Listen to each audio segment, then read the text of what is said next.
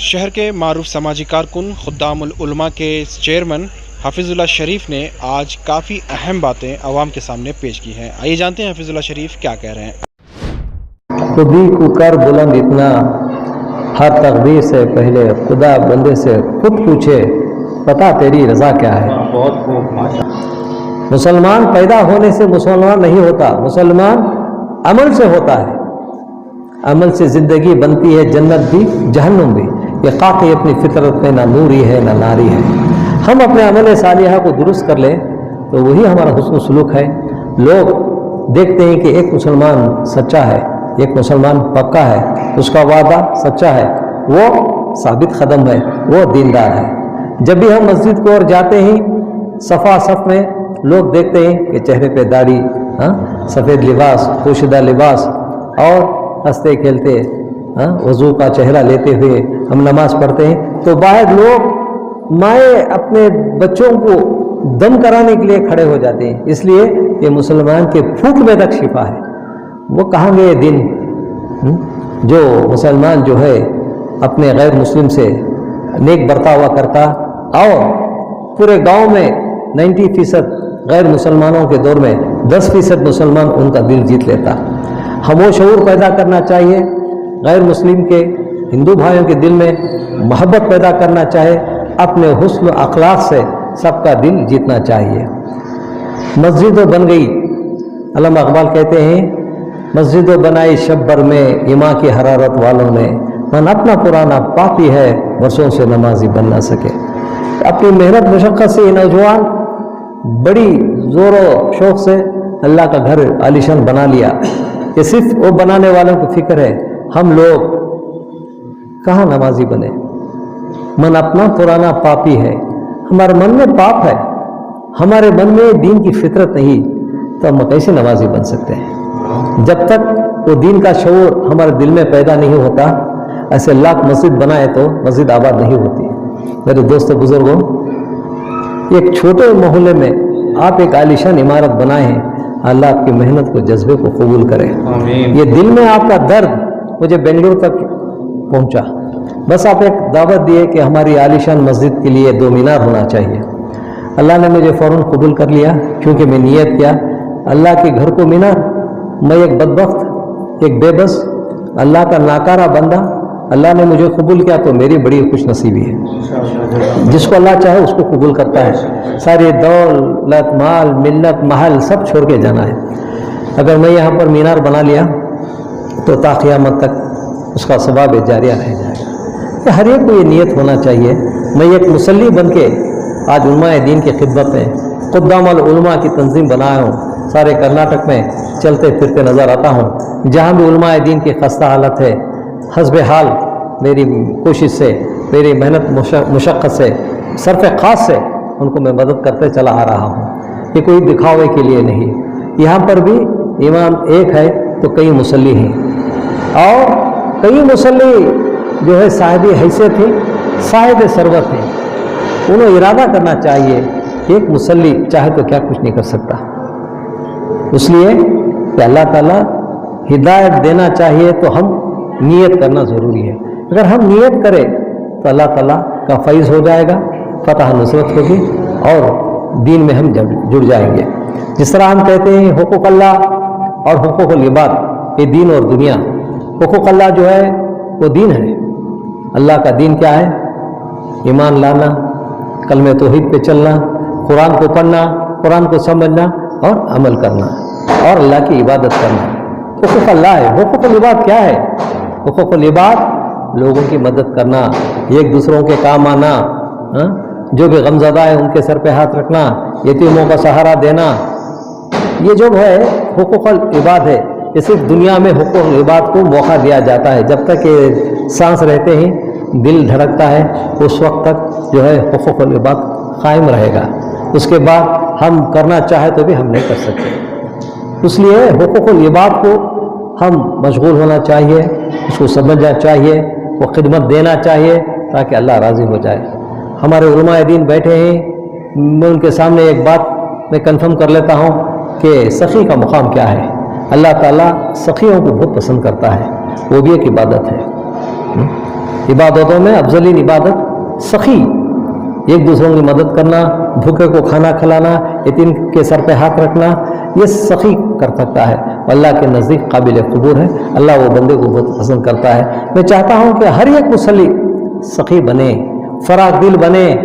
آج میرے گھر میں بریانی پکی، پڑوس میں بھوکے سوئیں، وہ ہے نا اللہ کو حساب دینا پڑتا ہے۔ میں پیٹ بھر کے کھا کے میرا پڑوس اگر بھوکا سو گیا تو اللہ کو ہم حساب دینا پڑتا ہے۔ ہم یہ سمجھے کہ میرا پڑوس بھی کچھ کھائے، میں کھایا 2 لقمے، میرا پڑوس 1 لقمہ ایٹ لیسٹ کھلائے، اس کو کہتے ہیں سخاوت۔ اور سخاوت بھی عبادت کے برابر ہے، سخاوت عبادت کے برابر ہے، تو سخاوت بھی کرنا چاہیے۔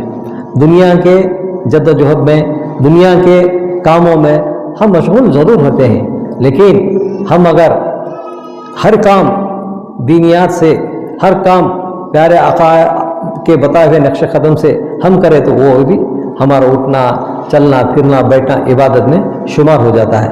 مجھے یاد ہے 71 میں ابھی اسکول جایا کرتا تھا، جماعت میں مجھے لے کر چلے جاتے، تو ہمارے گاؤں میں دور دراز مدرسہ نہیں تھا، قرآن کی تعلیم نہیں تھی، نماز پڑھنا تک نہیں آتا تھا۔ میں نے جماعت میں گیا تو وہاں الحمدللہ چلتا پھرتا مدرسہ نظر آیا، بغیر پڑھائی کے میں پڑھائی سیکھ لیا، بغیر سورہ یاد کرنے کے مجھے سورت یاد آ گئی، سورہ فاتحہ، ثانی سورہ، درود، تشہد، طریقۂ نماز، سب کچھ جماعت میں نے سیکھ لیا۔ اس دور میں وہ چلتا پھرتا مدرسہ، حالانکہ میں ڈگری 1 سے ڈبل ڈگری حاصل کیا ہوں، لیکن دینی تعلیم حاصل کرنے کے لیے کوئی مدارس نہیں تھا۔ آج اللہ پاک کا کرم ہے، ہر جگہ مدارس ہیں، ہر جگہ مسجدیں آباد ہیں۔ آج ہم جو ہیں دین کی تعلیم سیکھنے کے لیے 4 قدم آگے نہیں آ سکتے۔ بھائیوں بزرگوں، دین کی تعلیم سیکھنا چاہیے، دین کو سمجھنا چاہیے، تب جا کے ہم دین میں اجاور ہو سکتے ہیں۔ جب تک ہم دین کو نہیں سمجھتے، ہم دین پہ کیا چل سکتے ہیں؟ جماعت ایک ایسی چیز ہے جو ہم بچپن میں جب گاؤں گلی گئے تو لوگ ہنستے تھے، کیا یہ سب مشورہ کر لیتے ہیں، پھر تشکیل کرتے ہیں، پھر گس لگاتے ہیں، کیا دکھاوا کرتے ہیں۔ بے شک آج یہ دکھاوا ایک سبق ہو گیا ہمارے لیے۔ کیوں؟ ہمارے لیے دین کی جو ہے کمی محسوس ہو رہی ہے۔ ہم خود ہمارے لوگوں کو ہم کلمے کی بول سکھانا پڑتا ہے، ہم خود ہمارے لوگوں کو نماز کا طریقہ سکھانا پڑتا ہے۔ اگر یہ دکھاوا ہے تو اب کیا ہو رہا ہے؟ کاش ہم اس دکھاوے کو فرض سمجھتے، دین کا کام سمجھتے، آج یہ نوبت نہیں آتی کہ دوسری قوم نے ہمارے پہ انگلی دکھا رہی ہے۔ آج اذان کی پابندی رکھی ہے، کل ہو سکتا ہے نماز کی بھی پابندی رکھ سکتے ہیں۔ ایسی صورتحال میں ہم ثابت قدم بنے اور پیارے آقا کے بتائے ہوئے نقش قدم پہ چلے، اور ہماری بول میں سیدھی ہو، ہمارے بول میں مٹھاس ہو، ہر ایک کا دل ہم جیتنا چاہیے۔ قوت بول اللہ تعالیٰ آدم انسان کو اللہ تعالیٰ نے بہت بڑی نعمت عطا فرمائی۔ چرندے پرندے درندوں کو یہ جو ہے بول نہیں آتی ہے، لیکن قوت بول انسان آدم کو اللہ نے نوازا، اس میں بہت بڑی طاقت ہے۔ قوت بول سب کچھ ہے۔ ہم قرآن پڑھتے ہیں، سمجھتے ہیں، لیکن بول نہیں پاتے۔ جب قرآن کو پڑھ کے سمجھ لے، اگر اس کو بولنے لگے تو لوگ ہے نا پریشان ہو جائیں گے، تعجب ہو جائیں گے، دین کو سمجھنے لگیں گے، قرآن کی بول، اللہ کی بول کو سمجھنے لگیں گے۔ جب تک ہماری بول سیدھی نہیں تو ساری چیز سیدھی نہیں ہے۔ سب سے پہلے ہماری قوت بول صحیح ہونا چاہیے تاکہ ہمارے بول میں برکت ہو اور ہمارے بول کی وجہ سے اچھائی کی جو ہے اضافہ ہو۔ تو میں کہتا ہوں کہ بزرگوں کے بیٹھنے سے، بزرگوں کے ساتھ اٹھنے بیٹھنے سے ہمیں دین آ جاتا ہے۔ آپ سب یہاں پر بیٹھے ہیں، ایک امام کے پیچھے ہم نماز کھڑتے ہیں، کم از کم 600 لوگ یہاں نماز پڑھنے کی جگہ مجھے نظر آ رہی ہے، لیکن 600 آدمی کے سامنے ایک امام رہتا ہے، صحیح ہے نا؟ ہم ایک امام کے اتباع کرتے ہیں، ایک امام کے پیچھے ہم نماز پڑھتے ہیں۔ بھلا مجھے نماز پڑھنا آتا نہیں آتا، سورہ فاتحہ آتا نہیں آتا، بہرحال میں امام کے پیچھے نیت باندھ کے میں کھڑ گیا تو الحمدللہ میری نماز ہوگی نا۔ تو الحمدللہ یہ ہے امام کا مقام امام کو سمجھنا چاہیے۔ جب ایک امام مسجد کا ہمارے سفارش بنتا ہے، جب ایک امام مسجد کا ہمارے نماز کو پر کرتا ہے، جب ایک امام مسجد کا ہمارے نماز کے لیے وہ خود گواہ بن جاتا ہے، ایسے اماموں کی ہمیں قدر کرنا چاہیے۔ اور ہم مصلی جب تک ہم علماء دین کی، امام کی قدر نہیں کر سکتے تو ہمیں دین نہیں ملتا۔ ہم میں دین میں مکمل حاصلات نہیں ہوتے، اس لیے کہ بھلا ہم ارتیادی طور پہ نماز پڑھے، اس میں کئی غلطیاں بھی آ جائیں گے، پتہ نہیں کہ اللہ وہ قبول کرے گا نہیں، اگر تابع امام کے کھڑ گئے تو ہماری نماز پوری ہو جاتی ہے۔ حال ہی رمضان میں جو ہے الحمدللہ تراویح ہوئی، کافی لوگوں کو قرآن پڑھنا بھی نہیں آتا، ایسی صورتحال میں ہم تراویح کی نماز ہمیں ادا کرے، نہ قرآن پڑھنے آتا ہے نہ سمجھنے آتا ہے، پھر بھی تراویح میں ہمیں قرآن سنے اور تھوڑی بہت سمجھے، کیونکہ تراویح پڑھانے کے بعد قرآن کا موضوع تھوڑا تھوڑا بتلا رہے تھے۔ جب تک ہم قرآن کو پڑھتے نہیں سمجھتے نہیں ہمیں دین حاصل ہونا مشکل ہے۔ بہرکیف پیارے آقا نے یہ دین کے لیے کافی محنتیں مشقتیں کرے۔ وہ دن یاد کرو جب چھپ چھپ کے جو ہے دین پھیلایا کرتے تھے، اذان دینا بھی ناگوارا تھا، اس وقت امیر المومنین حضرت عمر فاروق رضی اللہ تعالیٰ عنہ نے ایمان قبول کرے تو پہلی مرتبہ کعبے کے اوپر کھڑ کے بابلند آواز دیے۔ وہ پہلی اذان تھی جو پبلک میں خانہ کعبہ پہ کھڑ کے جو ہے امیر المومنین عمر فاروق رضی اللہ تعالیٰ عنہ نے اذان پکاری۔ دین اس طرح آغاز ہوتا ہے۔ آج وہی اذان کو روکنے کے لیے کہیں جو ہے لوگ اس کے پیچھے پڑے ہیں، غلط طاقتیں اس کے پیچھے کھڑے ہیں اور ایک بڑا منصوبہ بنا رہے ہیں اس لیے کہ اذان نہیں بولنا۔ یہ کیوں ہوا؟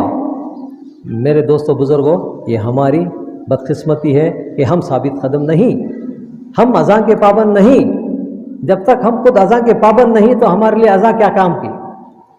مؤذن منادی پکارتا ہے اذان کے لیے، ہم بیٹھے رہتے ہیں کیرم کھیلتے ہوئے، چائے پیتے ہوئے، ہلٹے مارتے ہوئے۔ وہ اذان کی اہمیت نہیں ہے تو اذان کس کام کی؟ تو ایک اللہ کی طرف سے ہمارے اوپر ایک چاٹا، غیر مسلم نے ہمارے اوپر ایک چاٹا مارا، اس لیے کہ ہم سمجھ جائے، خواب غفلت میں ہم کھو گئے۔ خواب و غفلت میں کھوئے ہوئے اے مومنوں، عیش و عشرت بڑھانے سے کیا فائدہ؟ ہم غفلت میں سو گئے ہیں۔ ہم سب سے پہلے اپنے آپ کو اللہ کے بارگاہ میں معافی طلب کریں اور توبہ کریں کہ ہم اذان، خصوصی اذان کے احترام کریں، اذان کے وقت اپنے ٹی وی کا والیوم ڈاؤن کرے، اذان کے وقت بے بنیادی بات چھوڑے، ہو سکے تو مسجد کی اور آ جائے اور نماز شروع کرے۔ جس طرح رمضان میں چھکا چھک مسجد بھرتی ہے، اسی طرح غیر رمضان میں بھی مسجد بھرنا چاہیے، کیونکہ اللہ کے گھر میں اللہ کے نعمتیں، اللہ کے برکتیں، فضیلتیں۔ دیکھو باہر اتنی گرمی ہے، کتنا ٹھنڈا ہے، بغیر پنکھے کے، بغیر اے سی کے، یہاں دیکھو کیسا ہے، کول ہے۔ یہ اللہ کی رحمت و برکت ہے۔ اس لیے ہم دنیا میں آئے ہیں دین کو اجہار کرنے کے لیے، ہم دنیا میں آئے ہیں ثابت قدم ہونے کے لیے، ہم دنیا میں بے شک آئے ہیں اللہ کے راہ پہ چلنے کے لیے، ہم بے شک دنیا میں آئے ہیں پیارے آقا کے نقش قدم پہ چل کے ان کے حق میں ان کا نام روشن کرنے کے لیے۔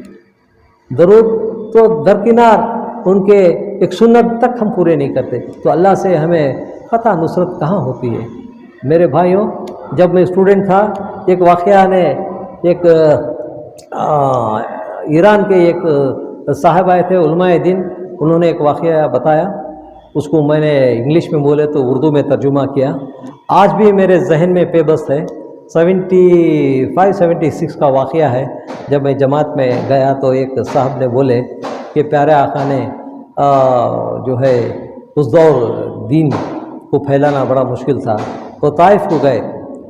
شہر طائف بہت قریب ہے مکے کے قریب، آج وہ وہاں پر بہت کافی خوبصورت منظر ہے، وہ پہاڑی منظر جو خاکہ کھینچے۔ وہ طائف کو گئے تو دین کی دعوت لینے کے لیے طائف کے لوگ جو ہیں ان پہ پتھر برساتے ہیں، چہرے سے لے کے ٹکنے تک پیارے آقا لہولہان ہو جاتے ہیں۔ اللہ تعالیٰ خفا ہو جاتا ہے، اپنے فرشتے جو جبریل انبیاء کو حکم دیتا ہے کہ طائف کے لوگوں کو اگر آقا نے کہا تو دو پہاڑوں کے درمیان چکی کے آٹے کے جیسا پیس دیا جائے۔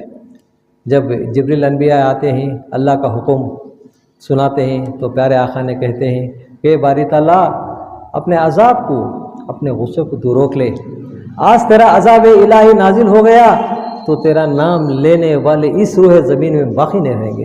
اے پروردگار، انہوں جو کیا اس کا علم نہیں ہے، ان کو معلوم نہیں ہے وہ کیا کیا، اے اللہ تم کو معاف کر، ان کے آنے والے نسل کو تو ہدایت دے تاکہ وہ اسلام میں دین میں ثابت قدم رہے۔ وہ تھے آقا کی بول، انہوں نے اپنا خون تک بہا دیا، جان و مال لٹا دیا، انہوں نے دین کے خاطر کیا کچھ نہیں کیا، ہم لوگوں کو آسانی کے ساتھ دین حاصل ہو گیا۔ ایسے تھے آقا ہمارے، ہم ان کے امتی، ہم ان کے تھوڑا بھی نقش قدم پہ چلے تو اللہ کی رضا بندی حاصل ہوتی ہے۔ یہ جو بھی نامراد لوگ جو بھی اسلام کے خلاف کام کر رہے ہیں، اللہ تعالیٰ خود ان کا جو ہے بدلہ لے گا۔ ہم اللہ کو بولنا چاہیے، اللہ کی لاٹھی میں دیر ہے لیکن اندھیر نہیں۔ جب تک ہم پیارے آقا ان کی سنت پہ عمل نہیں کرتے، ان کے بتائے ہوئے نقش قدم پہ نہیں چلتے، عاشق رسول نہیں ہوتے، تو اللہ تعالیٰ ہمارے سے کہاں سے خوش ہوتا ہے؟ اللہ کی رضا مندی آقا کی رضا مندی میں ہے۔ ان سے دین اجاگر ہوا، ان سے دین پھیلا، ان سے دین بڑھا۔ دین اور دنیا دو بھی ہیں، پیارے آقا نے دین اور دنیا دو بھی بتا کے چلا گیا۔ تو ہم ثابت قدم رہنا، ہم نوجوان جو ہیں آج اللہ کے بارگاہ میں جو آپ لوگ جو کام کر رہے ہیں، اس طرح ہر گاؤں میں ہر شہر میں کرنا چاہیے۔ میں نے دیہات میں گاؤں میں جتنی ایمانداری، جتنی محنت مشقت، جتنے سنت رسول دیکھا قریوں میں، اتنا میں سٹی میں نہیں دیکھا۔